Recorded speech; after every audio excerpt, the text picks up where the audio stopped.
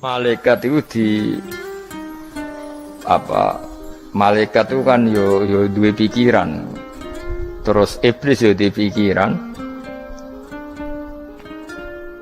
Sing padha-padha pikiran niku ya rontok bener iblis.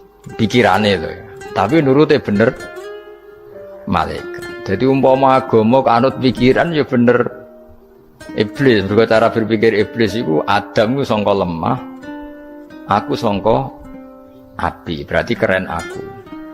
Nah cara pikirane malaikat wis ora mikir mbok mulya ndi dikongkon yo manut. Jadi agama ini sanad. Agama ini seorang lagi napa? Sanad.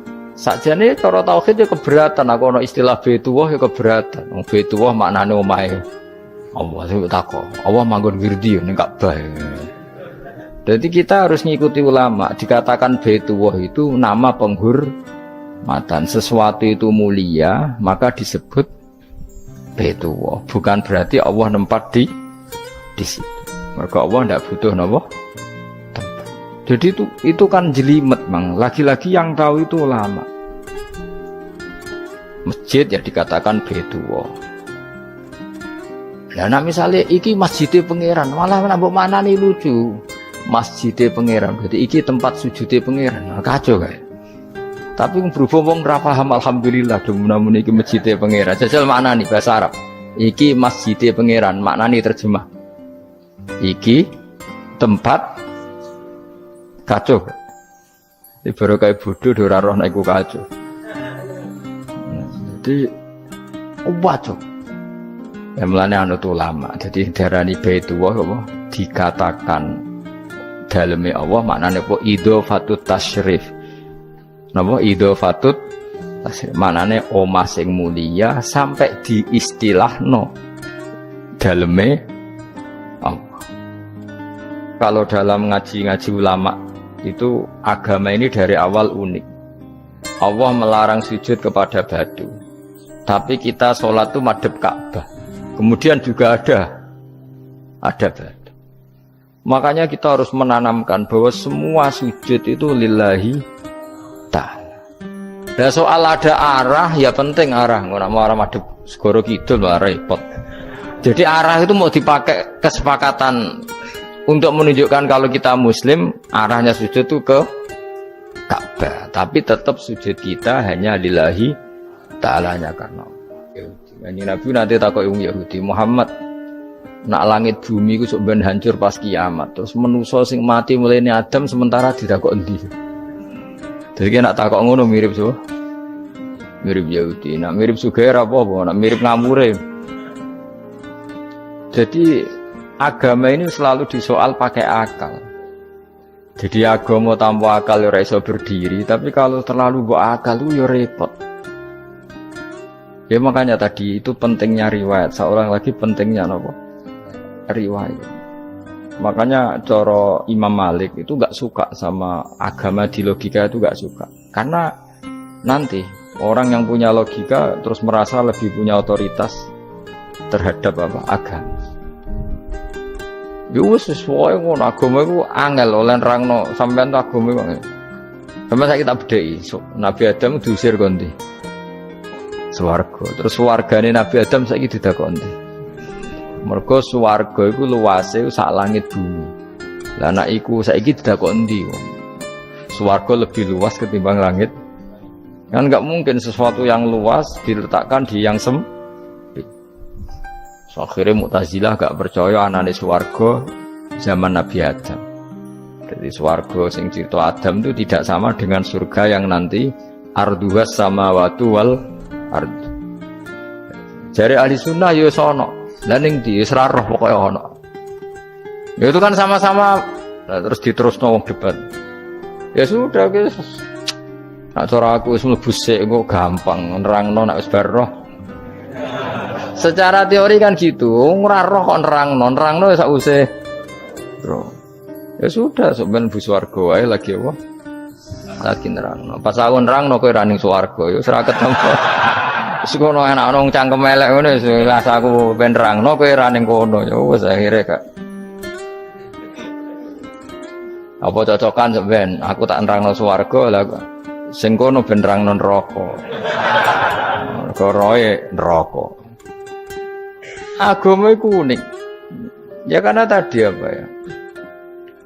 Dari awal agama ini di kaum yakilun, tapi akal yang berlebihan itu ya mengganggu agama.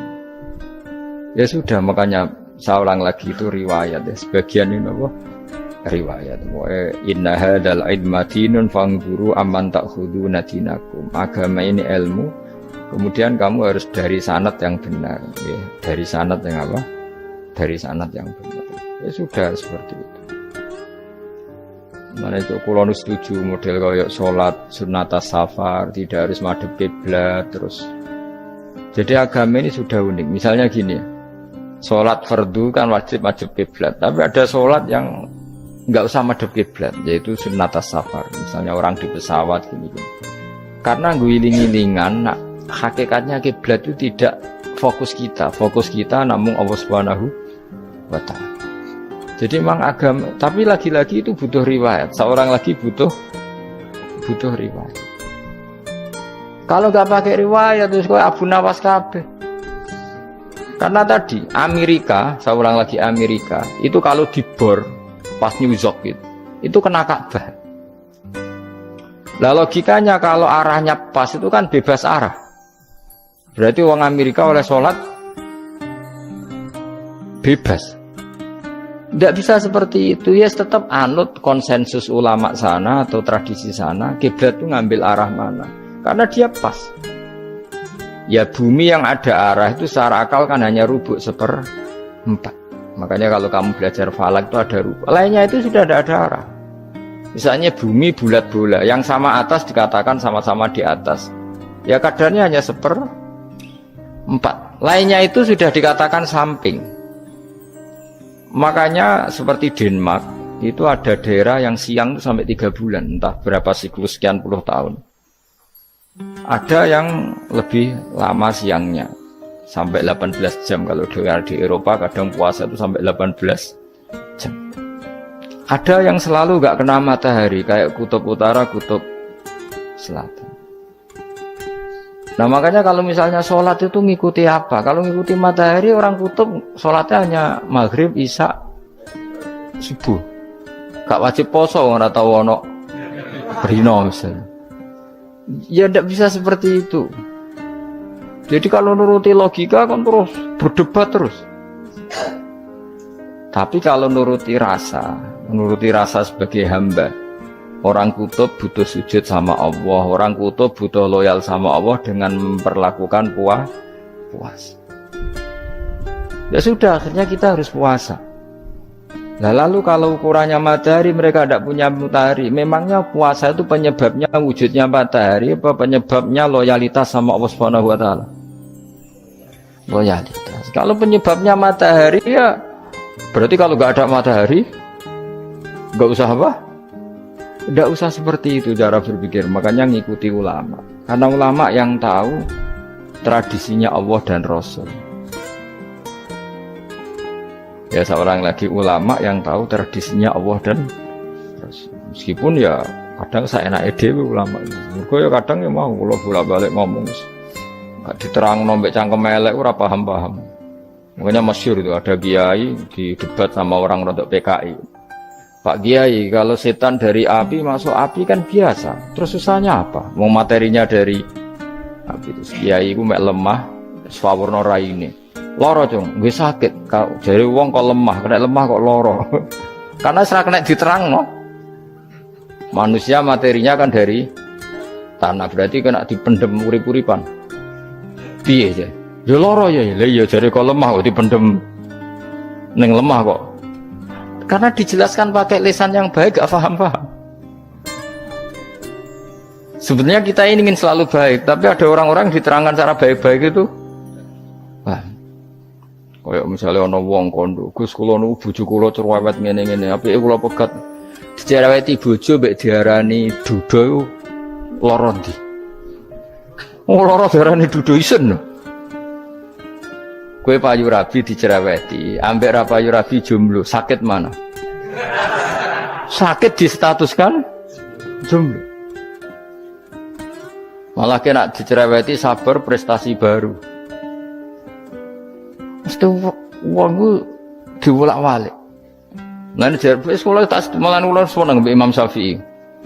Kowe dirasani wong ning ngarepmu, diomongi, ambek dirasani seneng ndi? Seneng dirasani cara kowe.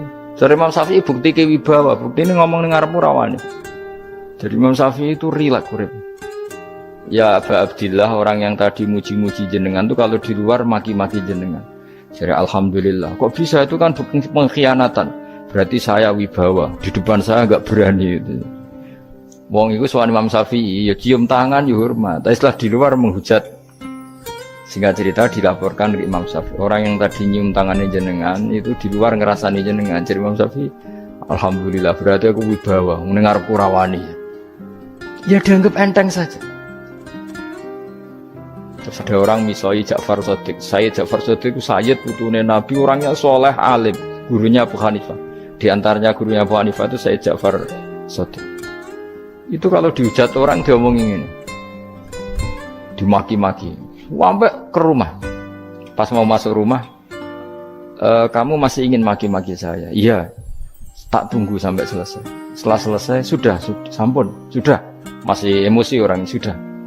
Kamu misoi saya berdasar apa yang kamu ketahui. Yang tidak kamu ketahui lebih banyak, maka saya tunggu.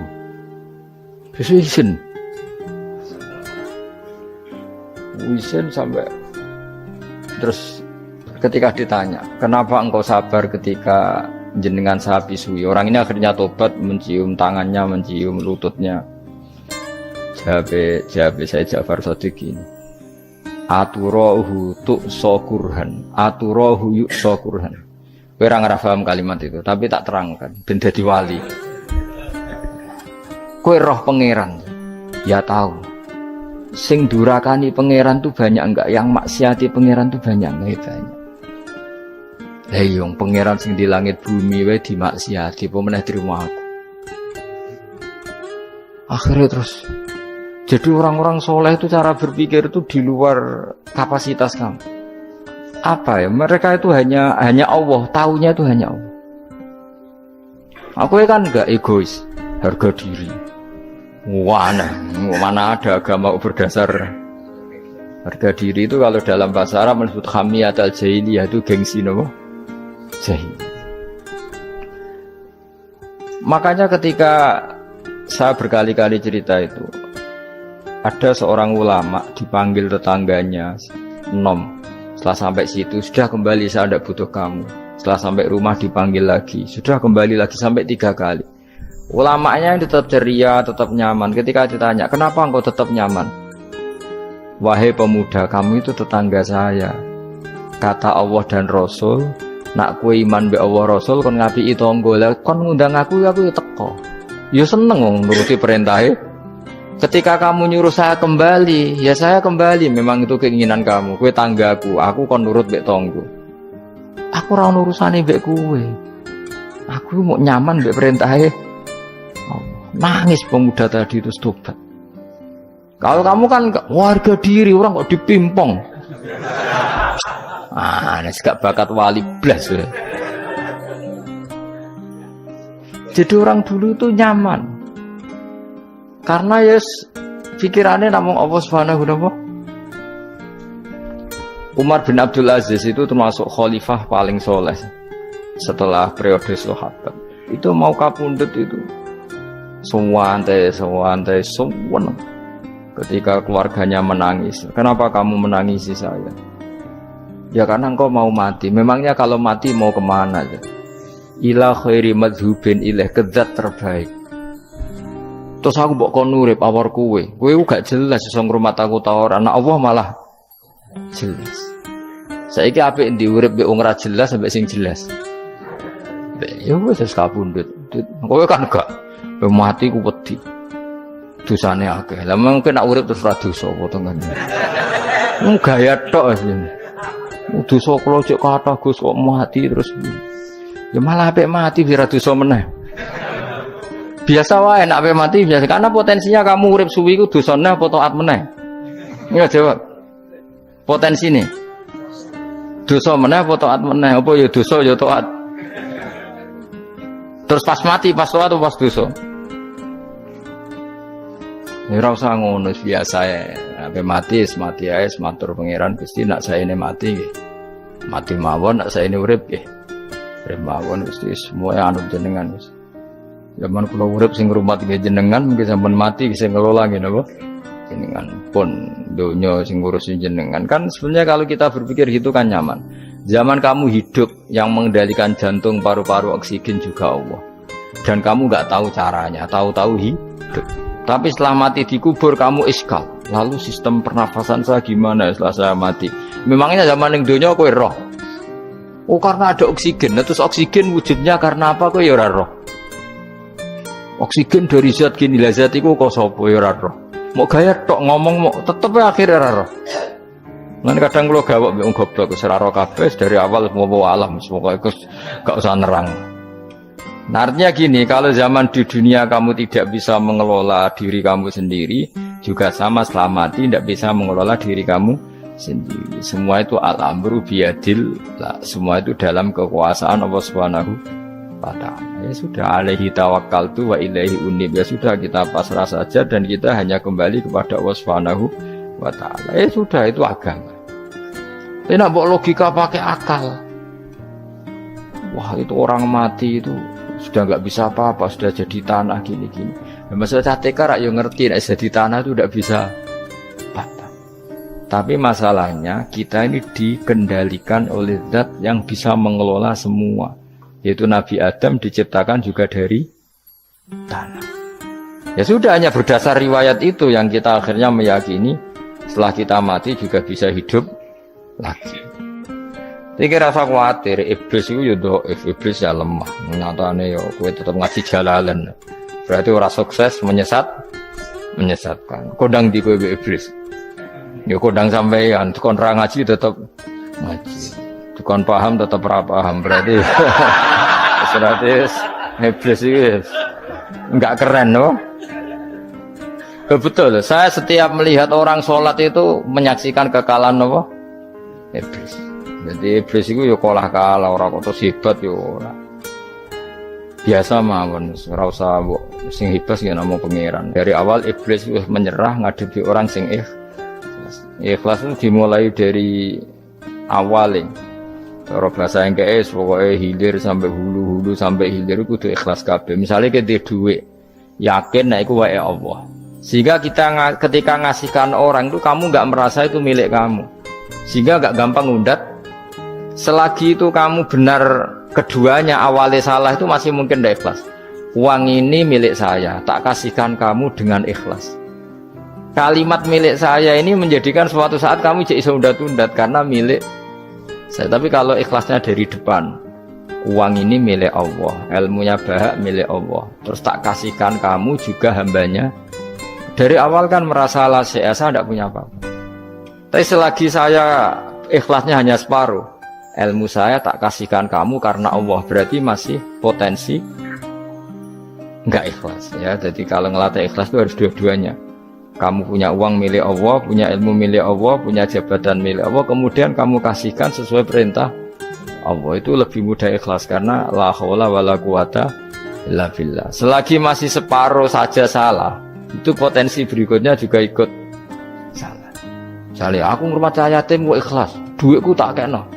Kata duitku itu menjadikan suatu saat dulu tak rumat loh, saiki jebule lali aku.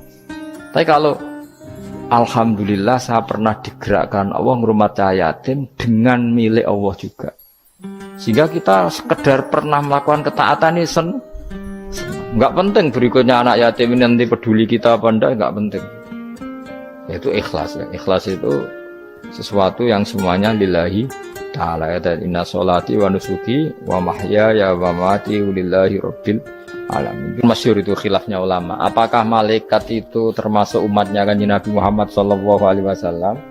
Ada ulama yang mengatakan cara pandang Nabi diutus itu untuk mensolehkan yang tidak soleh atau mensolehkan yang potensi tidak soleh. Kan orang itu ada dua, ada yang memang tidak soleh disolehkan, ada yang potensi tidak soleh. Sebetulnya sudah soleh tapi potensi juga tidak soleh, terus disolehkan.